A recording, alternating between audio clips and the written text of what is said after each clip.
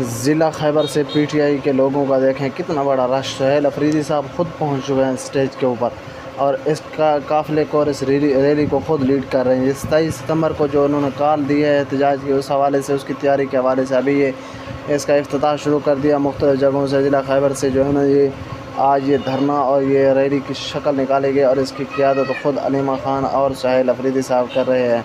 इनका मकसद और मंशूर ये है कि इमरान ख़ान को हमने बाहर निकालना है। इमरान ख़ान को बाहर निकालने के लिए किसी भी हद तक वो कहते हैं हम जा सकते हैं, हम उस वक्त तक नहीं मिलेंगे, हटेंगे, एहतजाज ख़त्म नहीं करेंगे जब तक अपनी क़ियादत से हम जो है ना मुलाकात नहीं कर लें। उनसे हमारी बात जब तक नहीं होगी, रसाई उन तक मुमकिन नहीं होगा, उस वक्त तक हम एहतजाज ख़त्म नहीं करेंगे। तो क्या वज़ीर आला सुहेल अफरीदी अपने इस मिशन में कामयाब हो जाएंगे?